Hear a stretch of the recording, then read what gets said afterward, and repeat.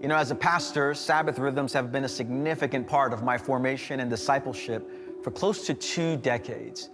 When I was interviewing for a pastoral position at New Life Fellowship Church, the church I currently serve as the lead pastor, the pastor at the time, Pete Stetzer, interviewed me.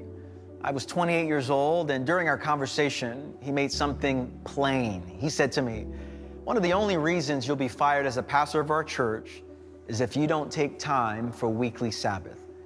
And when he said that, I sat up a bit straighter because I thought he would say, "If you don't work hard, you're going to get fired." But no, he said, "If you don't keep Sabbath, you'll be fired." And then he gave his reason. He said, "Because if you don't have an intentional rhythm and life with God, you won't be able to sustain the work you do for God." Now, as a young pastor, I needed to hear this message because in our role as pastors, the work never stops. We know the frustration of having to do something over and over again, and this is the nature of work, especially our kind of work. Work, it seems, is never done. It never stops. And because work never stops, we never stop. For many of us, we don't know how to stop. But just because the work never stops doesn't mean we shouldn't. And so we are to rest for 2 reasons. The first reason, in Exodus 20, you see the ground of this commandment given in a particular context. A Sabbath in Exodus 20 finds its ground in the creation story in Genesis.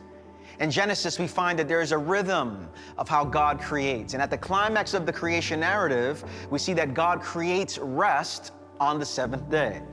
From the beginning, God seems to be marking all of creation with the rhythm of work and rest. And so the command in Exodus is, in essence, you are to rest because this is what God did.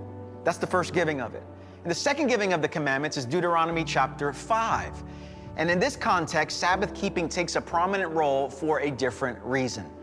In Deuteronomy 5, verse 15, it says, "Remember that you were slaves in Egypt, that the Lord your God brought you out of there with a mighty hand and an outstretched arm. Therefore, the Lord your God has commanded you to observe the Sabbath day." After God's people were redeemed from the culture of nonstop labor in Egypt, the 10 Commandments gives us a picture of what a redeemed and new people should look like. Remember, slaves for 400 years, no Sabbath rest. All of life is about work. They work 7 days a week. They're doing machines. Their value is based in their doing. And so Moses gives them the Sabbath commandment again. But in this context, Sabbath was instituted as a sign of how redeemed people should live. The first commandment is you are to rest because this is what God did. The second time it's given is you are to rest because this is what free people do. You know, Sabbath might be one of the greatest signs of the gospel of grace. Why? Well, very simply because of this.